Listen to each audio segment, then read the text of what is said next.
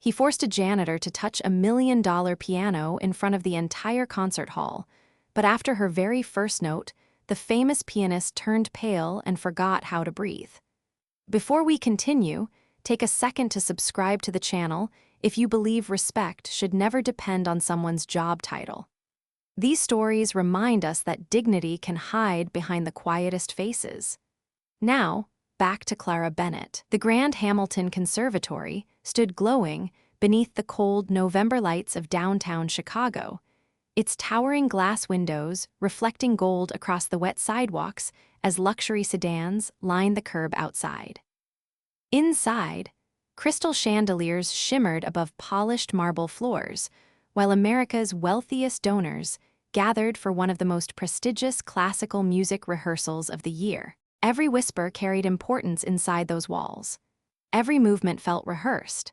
And at the center of it all stood Victor Langston, the world-famous concert pianist whose performances sold out theaters from New York to Vienna. At 53, Victor carried himself like royalty. His tailored black suit fit perfectly against his tall frame, silver streaks lined his dark hair with deliberate elegance, and every student at the conservatory watched him with nervous admiration. His reputation wasn't just built on talent, it was built on intimidation. One mistake in front of Victor Langston could destroy a young musician's confidence for years. Again, Victor snapped as the orchestra halted mid-measure. The sharp sound of his voice cut through the hall like shattered glass. A trembling piano student lowered his hands from the keys while several violinists exchanged anxious glances. "Do you people even hear yourselves?" Victor asked coldly. "Beethoven deserves discipline, not mediocrity." Silence swallowed the massive rehearsal hall. Near the back of the room, Clara Bennett quietly pushed a cleaning cart beside the velvet curtains. Her faded gray janitor uniform contrasted sharply against the elegant black tuxedos and silk dresses surrounding her. At 42, Clara moved carefully, almost invisibly, her soft brown hair tied into a loose ponytail while worn sneakers squeaked faintly against the marble floor. Most people inside the conservatory barely noticed her anymore. She emptied trash bins between rehearsals, polished brass railings after concerts, and cleaned fingerprints from the enormous Steinway piano after students finished practicing. To them, she was simply part of the background, another invisible worker drifting silently through a world built for elites. Victor paced beside the orchestra, frustration tightening his jaw. "Again," he ordered. The student attempted the passage once more, but halfway through, his timing collapsed. Victor slammed the piano lid shut with enough force to echo through the hall. "Unbelievable," he muttered. "Even a janitor could probably play with more feeling than this." A few nervous chuckles spread across the room. Then Victor's eyes shifted toward Clara. Slowly, a cruel smile appeared across his face. "You there?" he called loudly. Clara froze beside her cleaning cart as dozens of heads turned toward her. "Why don't you come here for a moment?" The room immediately buzzed with uncomfortable curiosity. Clara hesitated. "Sir, I really should finish cleaning before the donors arrive." "Nonsense," Victor interrupted smoothly, gesturing toward the massive black Steinway beneath the chandelier lights. "Come entertain us." More laughter rippled through the orchestra. Clara's fingers tightened slightly around the handle of her mop. Victor stepped aside from the piano bench with theatrical politeness. "Please," he said loudly enough for the entire hall to hear, "show us what hidden musical genius looks like." The room erupted with quiet amusement, but Clara Bennett didn't move immediately. She simply stared at the piano from across the marble floor, while the golden chandelier light reflected softly in her steady blue eyes. And for the first time that evening, something about the quiet janitor made the atmosphere inside the concert hall feel strangely heavy. The laughter slowly began to fade. Clara Bennett could feel every pair of eyes following her as she slowly stepped away from the cleaning cart. The massive rehearsal hall had become painfully quiet now, the kind of silence that only existed in places filled with wealthy people waiting to be entertained. Above her, crystal chandeliers cast soft gold reflections across the polished black surface of the Steinway grand piano, while rows of orchestra musicians watched with expressions ranging from amusement to second-hand embarrassment. Near the front row, several donors exchanged quiet smirks behind champagne glasses. To them, this was becoming the highlight of the evening. Victor Langston rested one hand casually on the piano, his polished shoes gleaming beneath the stage lights. He looked completely comfortable controlling the room. That was what made him dangerous. Victor understood humiliation the way conductors understood tempo. He knew exactly how long to pause before speaking, exactly how to let silence pressure someone into shrinking smaller. "Do not be nervous," Victor said smoothly, though the mockery underneath his voice remained impossible to miss. "We are all eager to hear your interpretation." A few musicians chuckled again. Clara lowered her eyes briefly, almost as if considering whether to walk away entirely. But then something shifted inside her expression. Not anger, not fear, recognition, like someone hearing a familiar song from very far away.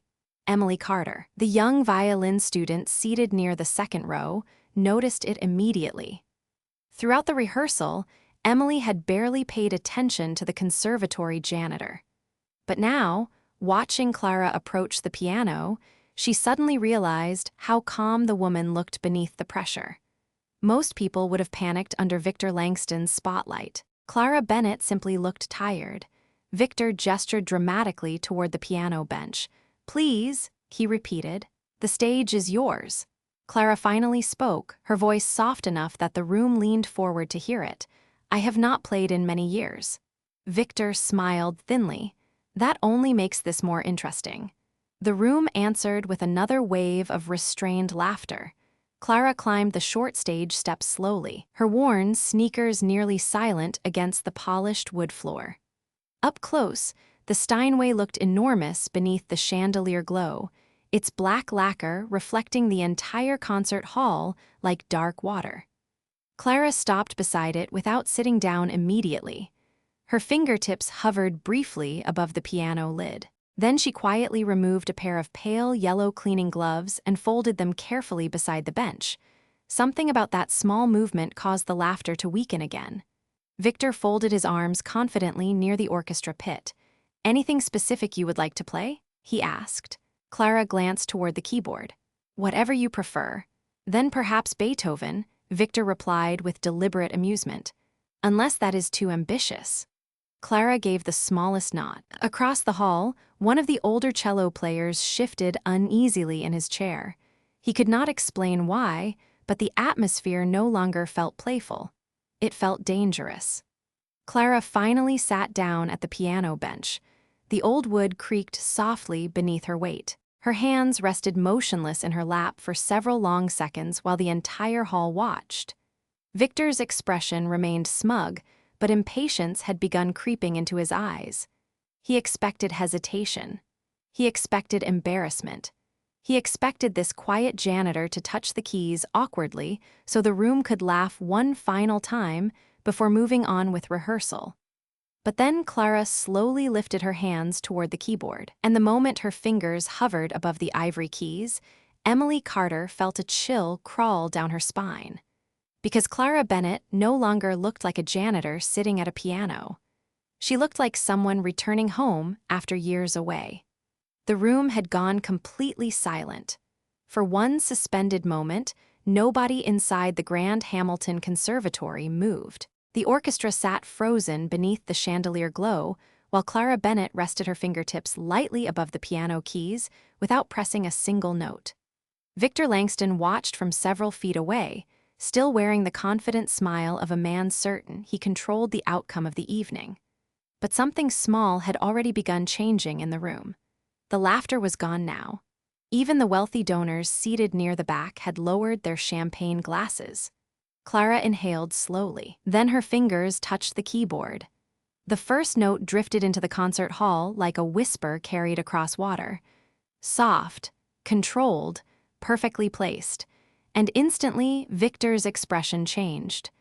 The color drained from his face so quickly that Emily Carter noticed it before anyone else. Not because the note was loud, not because it was flashy, but because no amateur could produce a sound like that.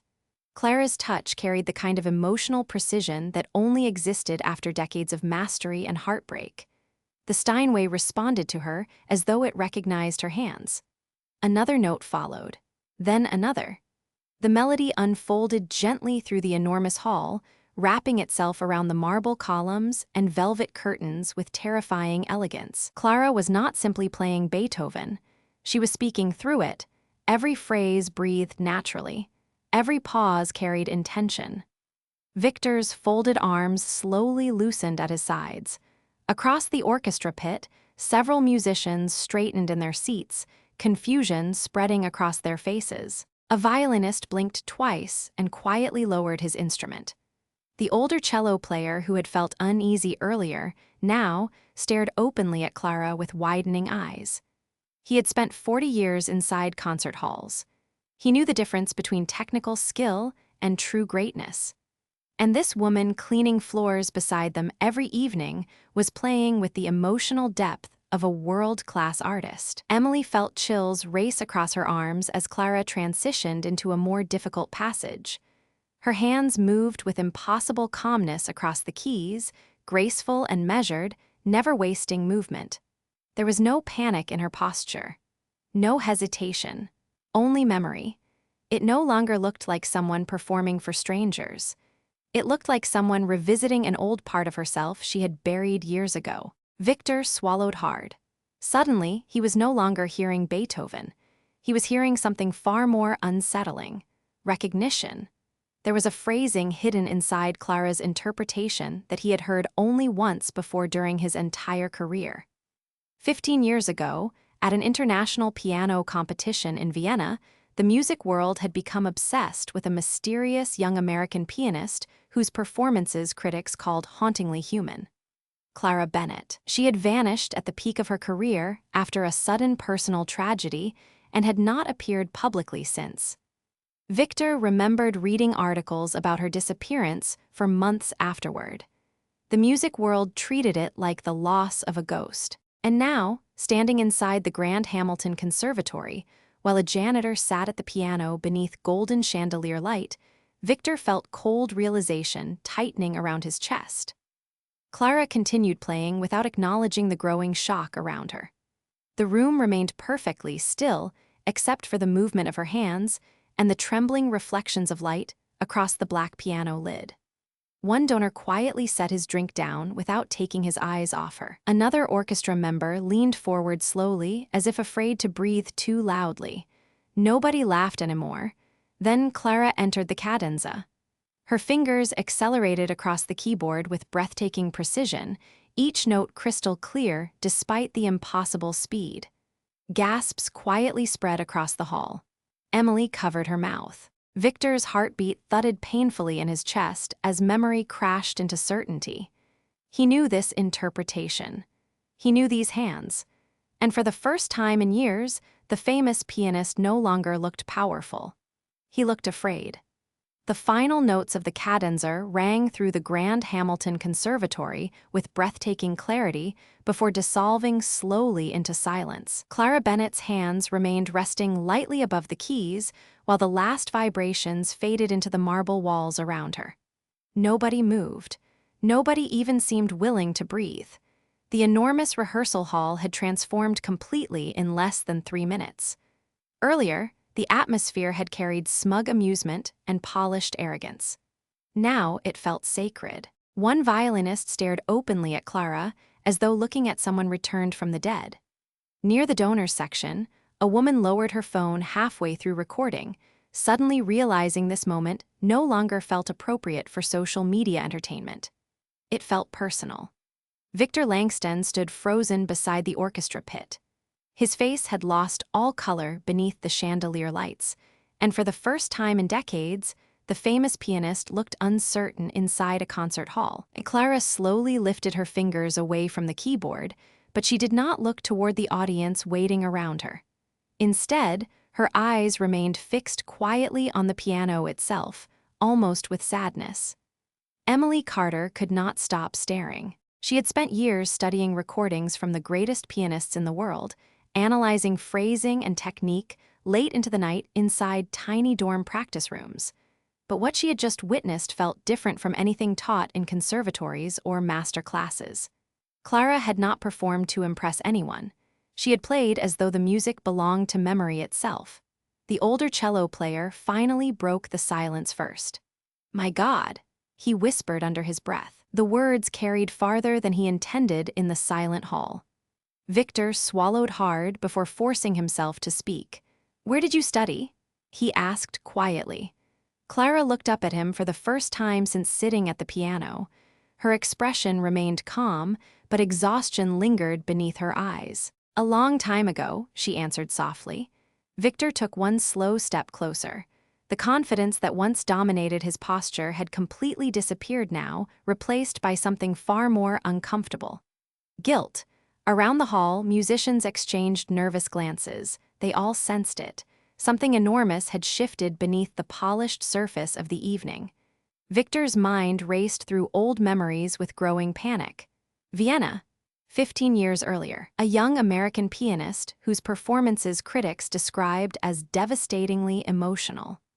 A woman who disappeared after withdrawing from the international stage without explanation just weeks before a sold-out European tour. Clara Bennett. The same Clara Bennett now wearing a faded janitor uniform beneath the conservatory chandeliers. Victor's voice lowered almost to a whisper.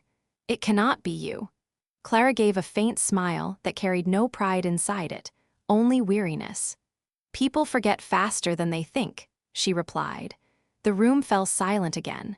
One of the orchestra members slowly sat down after realizing he had unconsciously stood during her performance. Emily felt tears burning unexpectedly behind her eyes without fully understanding why. Perhaps because Clara looked nothing like the triumphant geniuses shown in documentaries and magazines. There was no dramatic confidence, no hunger for recognition, only a quiet woman standing beside a piano while wealthy strangers struggled to understand how they had overlooked greatness every single day. Victor stared at her as realization finally settled completely across his face. Years ago, he had once called Clara Bennett the most emotionally gifted pianist of her generation during an interview with Classical Arts magazine. He remembered saying her performances made audiences feel exposed in ways technique alone never could. And tonight, without recognizing her, he had dragged her onto a stage to humiliate her in front of students, donors, and fellow musicians. The irony hit him with brutal clarity. The famous maestro who spent his life teaching others to respect music had failed to recognize greatness standing quietly beside a mop bucket. Clara gently closed the piano lid halfway, her movements slow and careful. "I should probably finish cleaning before the gala starts," she said softly. Nobody laughed this time. The room remained completely still as Victor Langston searched for words that no longer seemed powerful enough to save his dignity. Clara Bennett stepped away from the piano bench with quiet composure, while the entire Grand Hamilton Conservatory remained trapped in stunned silence. Her faded janitor uniform suddenly looked almost surreal beneath the gold chandelier light, as though the room itself could not reconcile what it had just witnessed. Victor Langston stood motionless beside the stage, his usual commanding presence shattered by disbelief.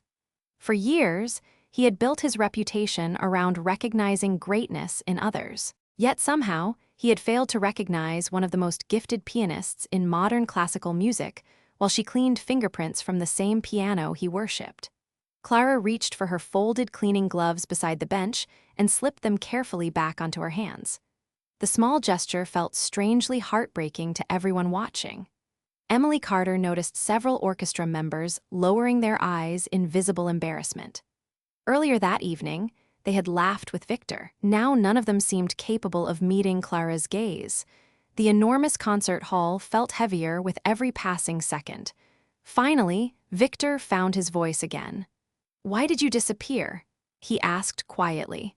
Clara paused beside the piano but did not immediately answer. Her eyes drifted toward the towering windows overlooking the Chicago skyline, where cold rain still streaked softly across the glass. "Life happened," she said after a long silence. Victor stared at her, searching for more. but Clara's expression made it clear she was not interested in reopening old wounds for the curiosity of strangers. Emily watched the exchange carefully from her chair near the orchestra pit. She had spent countless nights researching legendary performances online, and now fragmented memories began clicking painfully into place. Clara Bennett, the vanished prodigy whose recordings professors still analyzed in advanced music seminars. The woman critics once described as possessing impossible emotional depth at the keyboard. Emily remembered listening to one grainy recording at 2 o'clock in the morning during her freshman year and crying without understanding why. And now, that same pianist had been emptying trash bins 3 floors below the conservatory classrooms for nearly 2 years. The realization felt almost unbearable. One donor near the front finally spoke in a hushed voice. Why would someone like her work here? Nobody answered, because the truth frightened them. People liked believing greatness announced itself clearly through wealth, fame, and expensive clothing. Clara Bennett quietly destroyed that illusion simply by existing. Victor stepped closer, lowering his voice further. The entire music world searched for you. Clara gave a faint smile without warmth. The music world searched for a story, she replied softly. Not for me. The words settled heavily through the hall. Victor remembered the headlines after Clara vanished 15 years earlier. Rumors had spread for months. Some claimed she suffered a nervous breakdown before her international tour. Others believed she secretly married and abandoned music entirely. But the truth had been far crueler than gossip. Clara's husband and young son had died in a winter car accident less than 3 weeks before her European debut. After the funeral, she canceled every performance and disappeared from public life without explanation. Reporters eventually moved on to newer prodigies. Critics found fresh names to praise. The world forgot her faster than anyone wanted to admit, but grief had never truly released her. Clara looked toward the Steinway one last time. After a while, she said quietly, playing stopped feeling like music. The room remained absolutely still. Even Victor Langston lowered his eyes, because for the first time that evening, everyone finally understood what stood in front of them. Not merely a forgotten genius, not a hidden celebrity, but a woman who had once carried extraordinary beauty inside her hands until life quietly broke something sacred inside her heart. Emily felt tears sliding down her cheeks now without embarrassment. Around the hall, musicians sat frozen in reflection, while the rain continued tapping softly against the towering conservatory windows. Clara adjusted the sleeves of her janitor uniform gently before reaching for the handle of her cleaning cart once more. And somehow, that simple movement carried more dignity than every tuxedo and diamond necklace in the entire building. The silence inside the Grand Hamilton Conservatory lingered long after Clara Bennett reached for her cleaning cart. Nobody seemed prepared for the ordinary sound of squeaking wheels against marble after witnessing something extraordinary. Outside, the cold Chicago rain continued falling against the tall glass windows, while city lights shimmered through the storm like distant gold reflections. Inside the concert hall, the atmosphere had completely changed. The donors no longer whispered with superiority. The orchestra no longer looked relaxed beneath the chandeliers, and Victor Langston no longer stood like a man in control of the room. Clara slowly adjusted the bucket attached to her cart as if she intended to return to work exactly where the evening had interrupted her. The simplicity of that decision unsettled everyone watching. Emily Carter finally rose from her seat near the orchestra pit, her violin trembling slightly in her hand. "Miss Bennett," she said softly. Clara paused but did not turn around immediately. Emily swallowed hard before continuing. "Your recording of Rachmaninoff's Second Concerto was the reason I applied to this conservatory." The confession seemed to ripple quietly across the room. Several younger musicians exchanged stunned glances. Clara looked genuinely surprised for the first time all evening. "That recording is very old," she replied gently. Emily nodded. "It still matters." The room fell silent again. Victor lowered his eyes briefly as shame settled heavier across his face. For years, he had lectured students about honoring music with humility and emotional honesty. Yet moments earlier, he had reduced a grieving woman to entertainment because she wore a janitor uniform instead of a designer gown. The hypocrisy sat like stone in his chest. Slowly, Victor stepped closer toward Clara. Every movement now lacked the theatrical confidence he normally carried on stage. "I owe you an apology," he said quietly. Clara remained still beside the cart. Victor's voice tightened with visible regret. "What I did tonight was arrogant. Cruel, even." Nobody interrupted him. The orchestra watched carefully because they had never seen Victor Langston apologize to anyone before. His reputation had been built on perfection, ego, and relentless authority. But standing beneath the chandelier light now, he looked like an aging man confronting the worst part of himself for the first time in years. Clara finally turned toward him fully. Her expression carried no bitterness. Somehow, that made the guilt worse. "You were not the first person to judge me," she said softly. Victor looked away for a moment, unable to hold her gaze. Clara glanced toward the piano across the stage. "And honestly," she continued, "you probably will not be the last." Those words struck the room harder than anger ever could, because everyone there suddenly realized how often they ignored people simply because of uniforms, age, or silence. Emily noticed one donor quietly removing his expensive watch and sliding it into his pocket as though embarrassed by his own appearance. Nearby, a violin instructor wiped moisture from beneath her eyes while pretending to organize sheet music. The conservatory no longer felt glamorous. It felt exposed.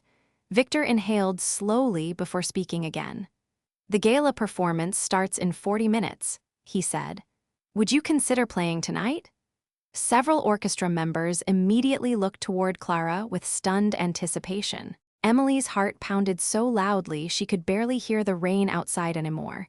But Clara simply smiled faintly and shook her head. "No," she answered gently. "That life belongs to someone else now." Victor opened his mouth as though searching for another argument, but Clara stopped him with one quiet sentence. "Music does not disappear just because the audience does." The room went completely still again. Clara placed both hands lightly on the handle of her cleaning cart before beginning to walk slowly toward the side exit beneath the balcony lights. Nobody attempted to stop her this time. Nobody laughed. Nobody whispered.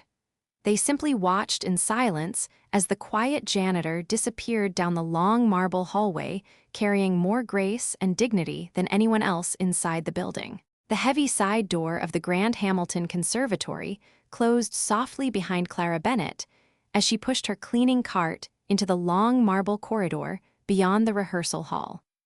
The muffled sound of rain echoed faintly through the building, while distant orchestra members remained frozen inside the concert hall, still struggling to process what they had witnessed. Clara walked slowly beneath the dim wall sconces, her worn sneakers squeaking gently against polished stone floors she had cleaned almost every evening for the past 2 years. To anyone passing by, she would still appear ordinary. Just another quiet employee finishing a late shift in downtown Chicago. But behind her, inside that chandelier-lit hall, an entire room full of wealthy donors and accomplished musicians had just been forced to confront how easily they confused status with worth. Clara stopped beside a large window overlooking Michigan Avenue. Streams of headlights reflected across the rain-soaked streets below while cold wind rattled softly against the glass. For a brief moment, she simply stood there in silence with both hands resting on the cleaning cart handle. Then she closed her eyes. And for the first time in years, the music she had buried so deeply inside herself no longer felt completely painful. Back inside the rehearsal hall, nobody had resumed preparing for the gala. Sheet music remained untouched. Instruments sat idle beneath the chandelier glow. Victor Langston stood near the Steinway piano staring at the empty bench where Clara had played only minutes earlier. Emily Carter approached him cautiously, clutching her violin case tightly against her chest. "You really did not recognize her?" she asked quietly. Victor let out a slow breath without looking up. Not until the cadenza. Emily shook her head in disbelief. How does someone disappear like that? Victor finally lowered himself into one of the orchestra chairs, suddenly looking far older than before. Grief, he answered softly. Grief can erase even the brightest people. The words settled heavily through the hall. Several musicians nearby lowered their eyes again. Earlier that evening, Clara Bennett had stood invisible among them while carrying more talent than everyone else in the room combined, and none of them had bothered to truly see her. Emily glanced toward the hallway Clara had disappeared into. She still plays like she never stopped. Victor gave a faint, almost broken smile. No, he replied quietly. She plays like someone who survived something. Across the room, one of the conservatory directors hurried toward Victor holding a phone in trembling hands. The donors are asking questions, he whispered urgently. Half of them want to know if Clara Bennett is really here. Victor's expression darkened. He already understood what was happening. The same world that ignored Clara for 15 years would suddenly want access to her again now that her identity had resurfaced. Interviews, headlines, invitations, wealthy patrons pretending they always admired her. The music industry loved redemption stories almost as much as it loved destroying people quietly. Victor slowly stood from his chair. Nobody bothers her, he said firmly. Do you understand? The director blinked in surprise. Victor's voice sharpened with rare sincerity. For once in this building, leave greatness alone. Meanwhile, Clara entered the small maintenance room near the back stairwell, where old cleaning supplies lined metal shelves beneath flickering fluorescent lights. The room smelled faintly of lemon disinfectant and rainwater carried in from wet umbrellas. It was not glamorous. It was not elegant. Yet somehow, after the emotional weight of the concert hall, the tiny room felt peaceful. Clara removed her yellow gloves carefully and placed them beside the sink. Her hands trembled slightly now that nobody could see her, not from fear, from memory. She had spent 15 years teaching herself how to survive silence. 15 years avoiding concert halls, interviews, applause, and every reminder of the life she once loved before tragedy hollowed it out.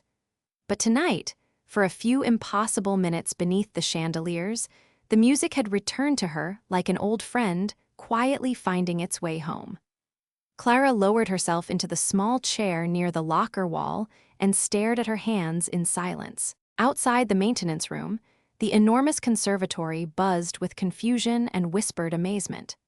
But inside that little fluorescent-lit space, the forgotten pianist simply sat alone beside a mop bucket while tears quietly filled her tired blue eyes. Nearly 20 minutes passed inside the Grand Hamilton Conservatory, yet the atmosphere remained tense and unsettled. The gala guests had begun arriving in expensive evening gowns and tailored tuxedos, their voices echoing softly beneath the towering ceilings while waiters carried silver trays of champagne through the marble lobby. But behind the elegance and polished smiles, rumors traveled rapidly from group to group. A janitor had just stunned Victor Langston. Clara Bennett was alive. Some dismissed it as exaggeration. Others searched online immediately, scrolling through old articles and faded concert photographs from 15 years earlier. And slowly, disbelief turned into shock. Inside the maintenance room near the back stairwell, Clara Bennett sat quietly beneath the dim fluorescent light, listening to the muffled sounds of the gala beginning several hallways away. She had washed her face with cold water moments earlier, but exhaustion still lingered heavily beneath her eyes. Her hands rested motionless in her lap, while old memories drifted through her mind with painful clarity. Concert halls in Vienna, standing ovations in New York, her son laughing backstage before performances, then silence, endless silence afterward. A soft knock interrupted her thoughts. Clara looked up slowly as the door opened halfway. Emily Carter stood there nervously, still holding her violin case against her chest. "I am sorry," Emily said quietly. Clara blinked in surprise. "For what?" Emily lowered her eyes. "For laughing earlier." The words hung awkwardly in the small room. Clara studied the young violinist for a moment before giving a faint, understanding smile. "You were following the room," she said gently. Emily swallowed hard. "That does not make it right." Clara looked toward the floor for a few silent seconds. Then she nodded once, accepting the apology without bitterness. Emily hesitated before stepping farther inside. "Everyone out there is talking about you," she admitted softly. Clara sighed almost imperceptibly. "That is what worries me." Emily frowned slightly.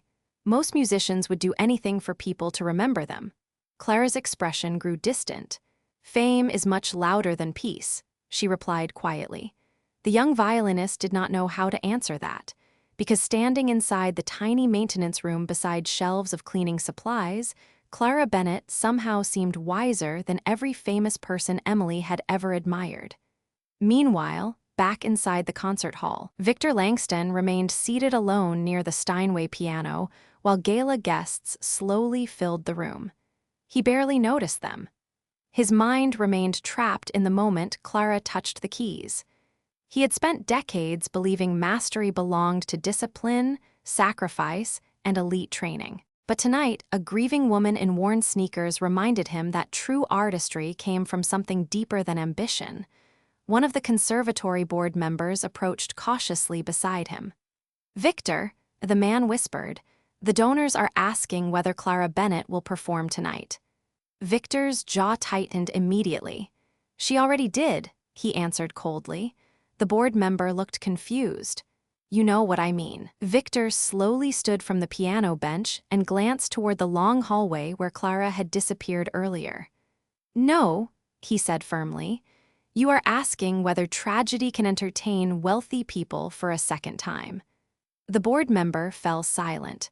Victor turned away before the man could respond. Around the concert hall, guests continued whispering excitedly, while orchestra members prepared nervously for the gala performance. But beneath all the polished glamour, guilt lingered heavily inside the building now, because everyone understood the same painful truth. Clara Bennett had walked invisibly among them for years while carrying enough beauty inside her hands to move entire concert halls to tears. Yet nobody noticed her until the moment her talent became useful to them again. Back inside the maintenance room, Clara slowly stood from the chair and reached for her cleaning gloves once more. Emily watched her carefully. "You really are going back to work?" Clara smiled faintly. "The floors still need cleaning." Emily stared at her in disbelief, but Clara simply pushed the cart gently toward the door, carrying herself with quiet dignity, while the entire conservatory struggled to understand how the most extraordinary person in the building had also been the easiest to overlook. The gala officially began at 7:30 that evening, but inside the Grand Hamilton Conservatory, the mood never fully recovered its polished confidence. Wealthy patrons filled the velvet seats beneath the glowing chandeliers, while servers moved quietly between marble columns carrying silver trays and crystal glasses. Yet beneath the elegance, something uncomfortable lingered in the air. Conversations kept drifting back toward the same name in hushed voices. Clara Bennett, the forgotten pianist. The janitor who made Victor Langston look small without ever trying to. Backstage, the orchestra prepared nervously for the opening performance while Victor stood alone beside the curtain, adjusting the cuffs of his black suit jacket with distracted movements. Normally, gala nights energized him. He lived for applause, prestige, and flawless execution. But tonight, the reflection staring back at him in the backstage mirror looked strangely hollow, because somewhere inside the conservatory, a woman who had lost everything still carried more grace than he did. Across the building, Clara quietly mopped the empty third-floor hallway outside the practice rooms, while faint music drifted upward from the gala below. The building had settled into its usual rhythm again, expensive shoes clicking across marble, distant laughter, crystal glasses touching softly. To everyone downstairs, the night continued like another glamorous event in Chicago's elite music scene. But Clara knew something invisible had shifted, not only in Victor Langston, in everyone who witnessed the rehearsal earlier. Sometimes a single moment forced people to confront truths they spent years avoiding. Emily Carter appeared again near the hallway staircase, slightly out of breath. "Miss Bennet," she called softly. Clara looked up from the mop bucket. Emily smiled nervously. "The orchestra is about to start." Clara nodded politely. "I should stay out of the way then." Emily hesitated before speaking again. "Victor changed the program." Clara frowned slightly. "What do you mean?" Emily's eyes brightened with emotion. "He removed his own solo." Clara stared at her in surprise. Downstairs, the chandeliers dimmed slowly as audience conversations faded into silence. Victor Langston stepped alone onto the massive concert stage beneath the warm golden lights. Normally, his entrance drew immediate applause. Tonight, the audience sensed something different before he even spoke. Victor approached the microphone slowly, his face calm but unusually solemn. Behind him, the orchestra waited in silence. "Before tonight's performance begins," Victor said quietly, "I owe someone an apology." A ripple of confusion spread across the wealthy audience. Victor glanced briefly toward the side hallway leading deeper into the conservatory. "For years, I believed greatness announced itself through fame, recognition, and status," he continued. "Tonight, I was reminded how wrong I was." The room fell completely silent. Several orchestra members lowered their eyes. Victor inhaled slowly. "The finest musician I have heard in 15 years was not standing on this stage tonight." He paused. "She was cleaning it." Gasps quietly spread through the audience as whispers erupted across the concert hall. Back upstairs, Clara stood motionless beside the hallway window while faint applause suddenly echoed from below. Emily smiled softly through tears. "They are standing for you," she whispered. Clara looked overwhelmed for a moment, almost uncomfortable beneath praise she never wanted returned to her life. Then slowly, she walked toward the third-floor balcony overlooking the grand concert hall. Hidden partially in shadow above the audience, Clara looked down as hundreds of elegantly dressed strangers rose to their feet beneath the chandeliers. The applause thundered through the conservatory now, powerful and sincere. Victor Langston remained standing alone on stage, looking upward toward the balcony, where Clara quietly watched from the darkness. He lowered his head respectfully toward her, not as a celebrity, not as a maestro, but as a student acknowledging someone greater than himself. Clara's eyes filled with tears she no longer tried to hide, yet she still did not step into the spotlight. She simply placed one hand gently against the balcony railing, while the standing ovation continued below her. Because some people no longer need the world to see them in order to understand their worth. And that night, beneath the chandeliers of the Grand Hamilton Conservatory, an entire room full of powerful people finally remembered what humility sounded like.